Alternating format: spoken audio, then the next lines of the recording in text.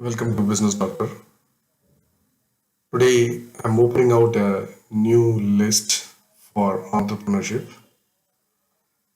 So, this is the first video in that series. So, how does the whole story start? Start with an entrepreneur. The entrepreneur generally has an idea about the common or very specific problem with society or faced by people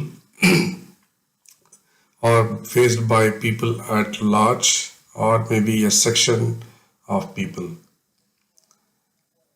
And this entrepreneur comes with some kind of solution.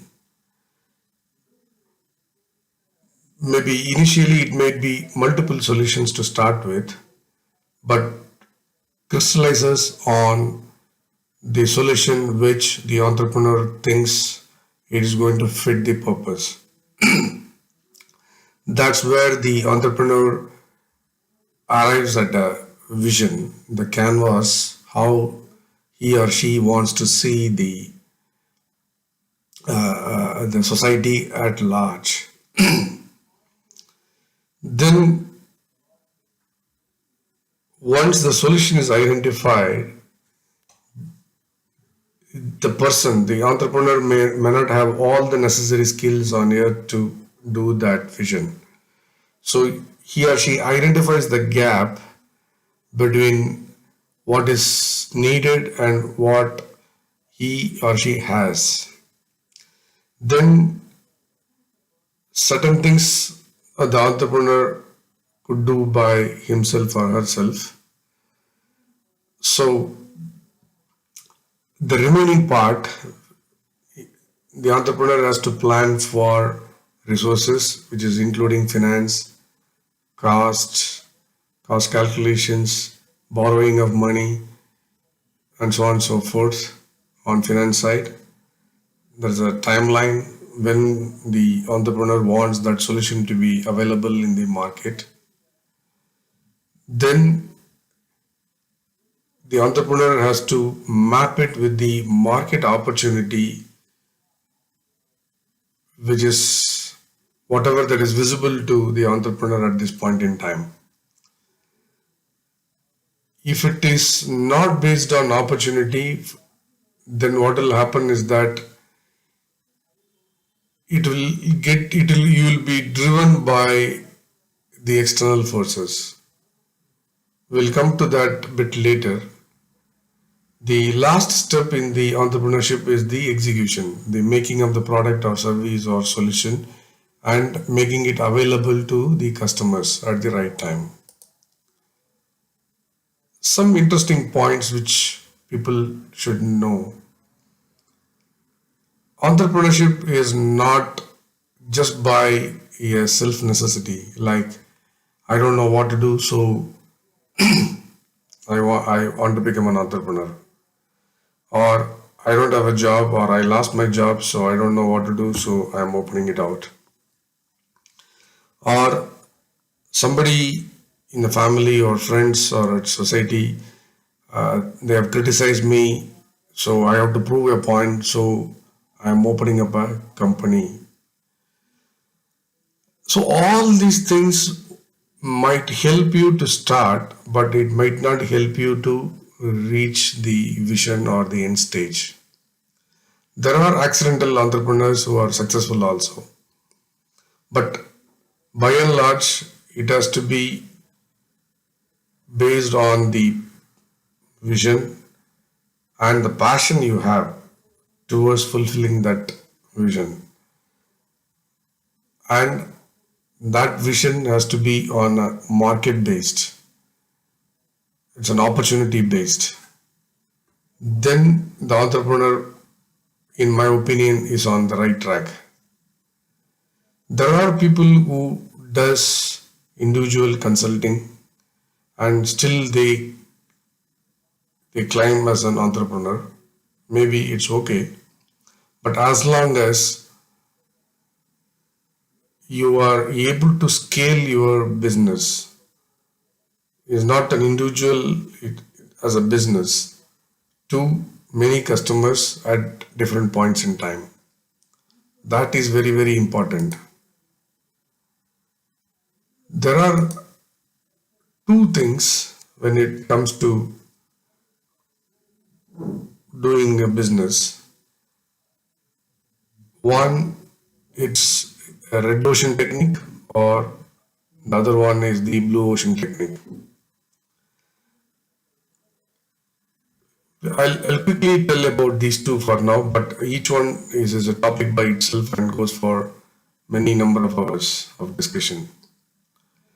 So you are going to enter to a market which already has got the experience of this product in one way or other, and there are competitors available, and you are going to compete, or others are going to compete with you. Then in a sense it is a red ocean technique or a strategy. In the blue ocean strategy, the entrepreneur is going to create the market, create the opportunity, and in simple terms, there are no competitors. We'll go to these things down the line in the series on entrepreneur. But there are a lot of entrepreneurs, some great people out there. It starts with Henry Ford, Charles Merrill, Walton, Chuck, or otherwise called as Charles Schwab, Disney. Everybody knows about Disney. Bill Gates, Steve Jobs, Mark Zuckerberg. There are a lot of people, not only in the US, there are people in Europe, Asia, India, everywhere. But what is common for all these people, at least at that point in time, was they have to give something to the customer in a way that is better, faster, and cheaper. This is what we also discussed about some of the videos in the past. And most of the time it was like a red ocean. Maybe Edison, probably that was a blue ocean at that point in time. Or the introduction of Facebook by Mark, that could be an example of blue ocean in the recent years. So once you decide on what type of strategy you are going to adopt, it's a blue ocean or red ocean to serve your customers, then there are some basics which you have to follow through. Have it in mind all the time. First is the law of the land where you are going to operate. There are a lot of laws in every country, from the business point of view, from the data protection point of view, from engineering point of view, from consumer point of view, from competition point of view. There are so many laws, and you have to be truthful to that. Internally, within the organization or within an entrepreneur, the foremost decision the person has to take is going for revenue or he going for brand, and at what point in time. This dilemma, we'll discuss about dilemmas again later, but this dilemma, like brand versus revenue or brand and revenue, that will drive the entrepreneur in a crazy way. One is long term and another one is short term and long term.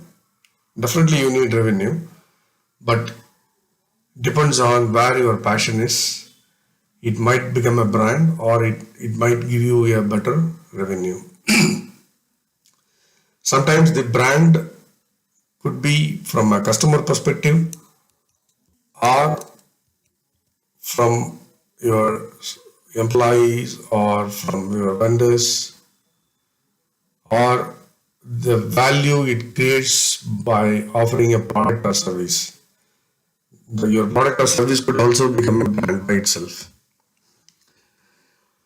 Once these things are decided, the other basic stuff is like forming a company like private limited or public limited, etc.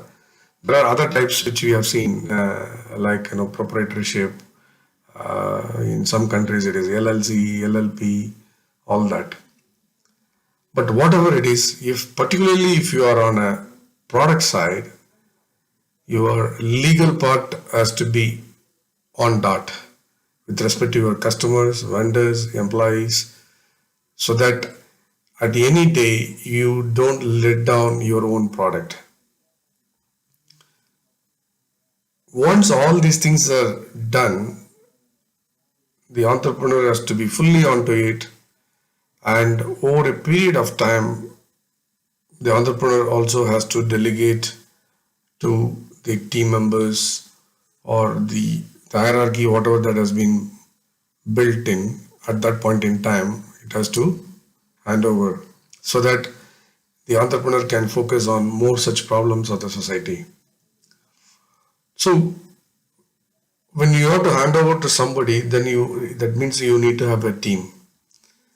Team in the sense that you can't just settle for anyone over you think. They have to fulfill to the demands of the product or service or the purpose behind you having them.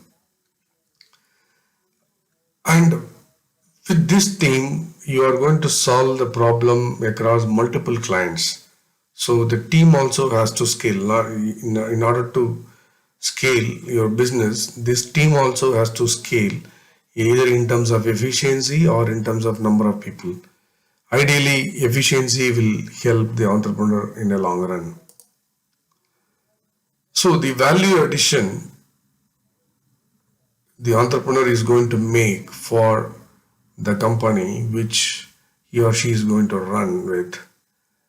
So the value addition could come from the brand, it could come from the revenue, or it could be just the company itself could bring up the value in terms of the board of directors, in terms of the people, whatever.